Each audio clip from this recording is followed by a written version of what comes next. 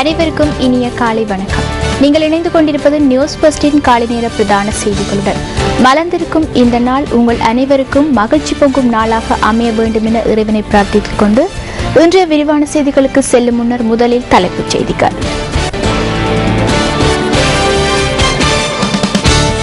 பண்டாரவளை புனாகல பகுதியில் பஸ் பள்ளத்தில் வீழ்ந்து விபத்துக்குள்ளானதில் உயிரிழந்தவர்களின் எண்ணிக்கை 10 உயர்வு. நாட்டில் நிலவும் மழையுடனான வானிலையால் டெங்கு நோய் மீண்டும் பரவக்கூடிய அபாயம்.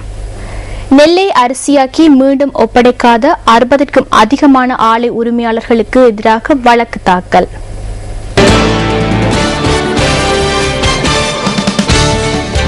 பண்டாரவளை புனாகல மாப்பிட்டிய பகுதியில் பஸ் பள்ளத்தில் வீழ்ந்து விபத்துக்குள்ளானதில் உயிரிழந்தவர்களின் எண்ணிக்கை 10 உயர்வடைந்துள்ளது. இந்த விபத்து நேற்று மாலை 6:50 அளவில் இடம்பெற்றிருப்பதாக போலீசார் தெரிவிக்கின்றனர். இந்த விபத்தில் உயிரிழந்தவர்களில் 5 பெண்களும் அடங்குவதாக தெரிவிக்கப்பட்டுள்ளது. விபத்தில் மேலும் 18 பேர் காயமடைந்துள்ளதாக போலீசார் கூறுகின்றனர். காயமடைந்தவர்களில் 11 பேர் தியத்தலாவ் வைத்தியசாலையிலும் 7 பேர் பதுளை வைத்தியசாலையிலும் அனுமதிக்கப்பட்டுள்ளனர். காயமடைந்தவர்களில் பஸ்ஸின் சாரதி மற்றும் நடத்துனரும் அடங்குவதாக போலீசார் குறிப்பிட்டனர். பூனாகலை நோக்கி பயணித்த இலங்கை போக்குவரத்து சபைக்கு சொந்தமான பஸ் ஒன்றே சுமார் 350 அடி பள்ளத்தில் வீழ்ந்துள்ளது. பண்டாரவளையிலிருந்து நேற்று மாலை 6 மணியளவில் இந்த பஸ் நேற்றைய தினம் பயணத்தை ஆரம்பித்திருந்தது. விபத்தில் காயமடைந்து தமது வைத்தியசாலையில் அனுமதிக்கப்பட்டவர்களில் 2 உயிரிழந்ததாக தியத்தலா வைத்தியசாலையின் மாவட்ட வைத்திய அத்தியட்சகர் குறிப்பிட்டார். இந்த சம்பவத்தில் உயிரிழந்த மேலும் 8 பேரின் சடலங்கள் பண்டாரவளை வைத்தியசாலையில் வைக்கப்பட்டுள்ளன. விபத்தில் மேலும் உயிரிழந்தவர்கள் இருக்கின்றனரா என்பது தொடர்பில் போலீசார் தொடர்ந்தும் தேடுதலை மேற்கொண்டு வருகின்றனர். போலீஸ் விசேட அதிரடி படையினர் ராணுவத்தினருடன் இணைந்து போலீசார் நேற்றிரவு முழுவதும் விபத்து இடம்பெற்ற பள்ளத்தில் தேடுதலை மேற்கொண்டு வருவதாகவும் தெரிவிக்கப்பட்டுள்ளது.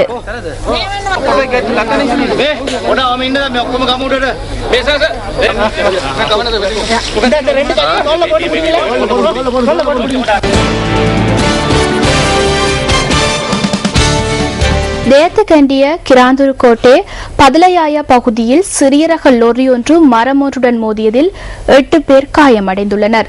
இந்த விபத்து நேற்று மாலை 6 மணியளவில் இடம்பெற்றுள்ளதாக போலீசார் கூறினர்.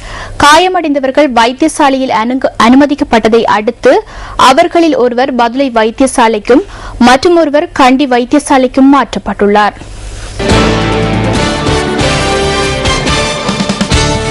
நாட்டில் நிலவும் மழையுடனான வானிலையால் அடுத்த சில மாதங்களில் டெங்கு நோய் மீண்டும் பரவக்கூடிய அபாயம் காணப்படுவதாக சுகாதார அமைச்சு தெரிவிக்கின்றது. குறிப்பாக வடக்கு கிழக்கு மாகாணங்களில் டெங்கு நோய் பரவும் அபாயம் அதிகளவில் காணப்படுவதாக அமைச்சின் டெங்கு நோய் ஒழிப்பு பிரிவின் பணிப்பாளர் டாக்டர் ஹசித சிசேர் கூறுகின்றார். அதன் பிரகாரம் அந்த பிரதேசங்களில் உள்ள மக்கள் அவதானத்துடன் செயற்பட வேண்டும் எனவும் சுகாதார அமைச்சு வேண்டுகோள் விடுக்கின்றது. எதிர்வரும் மாதங்களில் நுளம்புகள் பெருகும் இடங்களை அழித்தல் தொடர்பில் அதிக கவனம் செலுத்த வேண்டியுள்ளதாக அமைச்சின் டெங்கு நோய் ஒழிப்பு பிரிவின் பணிப்பாளர் குறிப்பிடுகின்றார். வீட்டு சூழலை துப்புரவாக வைத்திருத்தல், நுளம்புகள் பரவுவதற்கு ஏதுவாக காரணிகளை அழித்தல் போன்ற நடவடிக்கைகளை முன்னெடுக்குமாறும் அவர் வேண்டுகோள் விடுத்துள்ளார். அத்துடன் 2 நாட்களுக்கு அதிகமாக காய்ச்சல் காணப்படுமாயின் வைத்தியசாலையை நாடி உரிய சிகிச்சைகளை பெற்றுக் கொள்ளுமாறும் சுகாதார அமைச்சின் டெங்கு நோய் ஒழிப்பு பிரிவின் பணிப்பாளர் டாக்டர் ஹசித சிசேரா மேலும் தெரிவிக்கின்றார்.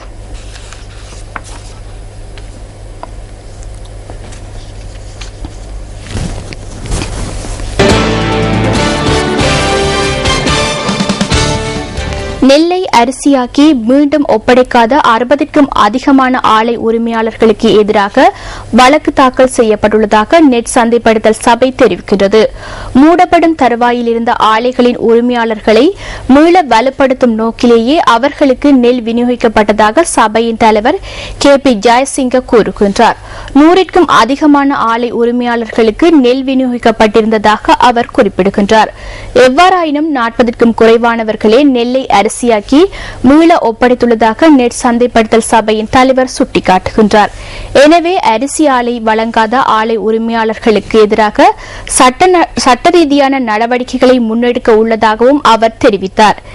இதேவேளை இந்த முறை போகத்தில் 97,000 மெட்ரிக் டன் நெல் கொள்வனவு செய்யப்பட்டுள்ளதாக நெட் சந்தைப்படுத்தல் சபை சுட்டிக்காட்டுகின்றது. அடுத்த போகத்திற்கான நெல் கொள்வனவு தொடர்பான திட்டங்கள் தயாரிக்கப்பட்டு வருவதாகவும் நெட் சந்தைப்படுத்தல் சபையின் தலைவர் KP ஜெயசிங்க குறிப்பிடுகின்றார்.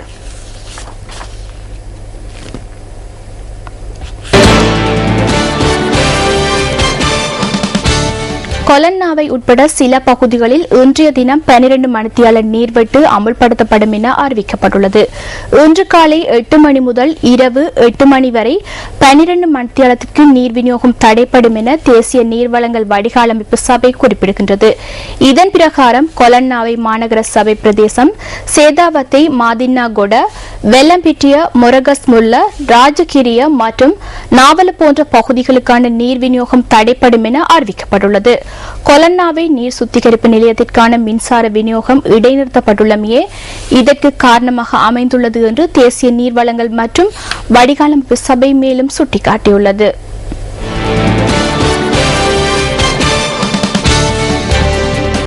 சட்டவிரோத சூதாட்டத்தில் ஈடுபட்டதாக கூறப்படும் 42 பேர் கொழும்பு திட்டமிட்ட குற்றங்கள் மற்றும் போதைப்பொருள் ஒழிப்பு பிரிவினரால் கைது செய்யப்பட்டுள்ளனர். கொம்பனி தெரு பகுதியில் உள்ள சூதாட்ட விடுதியொன்றை நீதிமன்ற அனுமதியுடன் போலீசார் நேற்று மாலை சுற்றி வளைத்துள்ளனர். இதன்போது சட்டவிரோத சூதாட்டத்தில் ஈடுபட்டிருந்த 42 பேரை கைது செய்ததுடன் சுமார் 1.5 லட்சம் ரூபாவிற்கும் அதிக பணத்தையும் போலீசார் கைப்பற்றியுள்ளனர். கொழும்பு திட்டமிட்ட குற்றங்கள் மற்றும் போதைப்பொருள் ஒழிப்பு பிரிவின் பணிப்பாளரும் சிரேஷ்ட போலீஸ் அத்தியட்சருமான கணேசநாதனின் தலைமையில் போலீஸ் குழுவினரே இந்த சுற்றி வளைப்பில் ஈடுபட்டிருந்தனர். சந்தேக நபர்களை மாலிகாந்த நீதிமன்றத்தில் இன்று ஆஜர் செய்வதற்கான நடவடிக்கைகளை கொம்பனி தெரு போலீசார் மேற்கொண்டு வருகின்றனர்.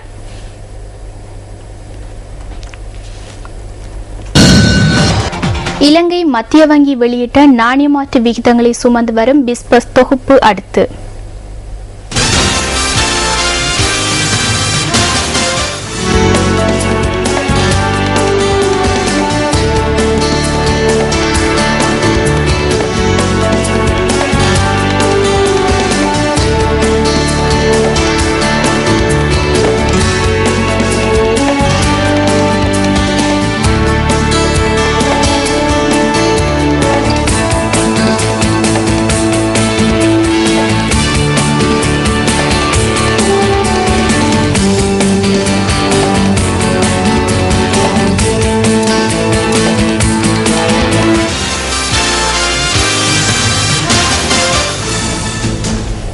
ஒவ்வொரு நாளும் சுவாரஸ்யமான தகவல்களை சுமந்து வரும் என்டர்டைன்மெண்ட் ஃபர்ஸ்ட் இன்று சற்று வித்தியாசமான காட்சிகளை தாங்கி உங்கள் மனதை கொள்ளை கொள்ளும் வகையில் வருகின்றது.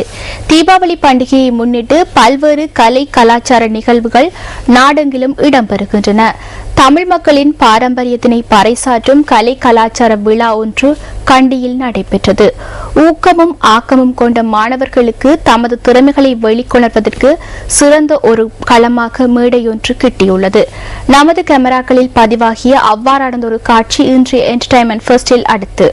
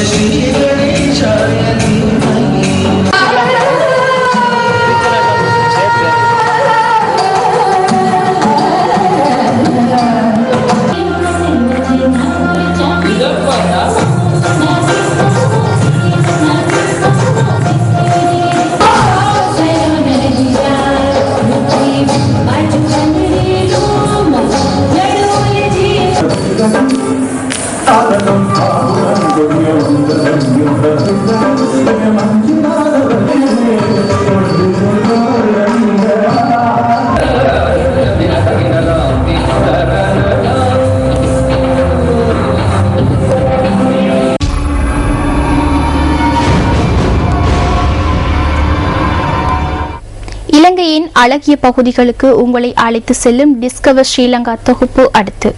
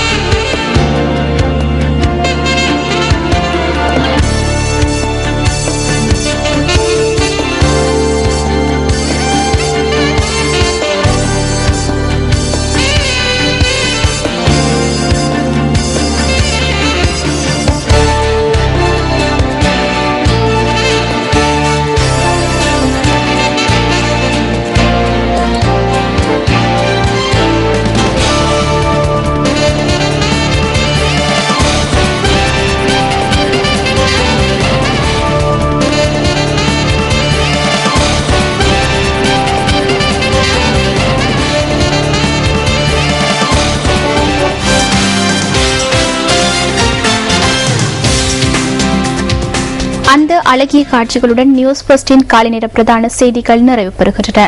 எமது மணித்தியால செய்தியை 10:25க்கும் மதிய நேர பிரதான செய்தியை 1 மணிக்கும் எதிர்பாருங்கள்.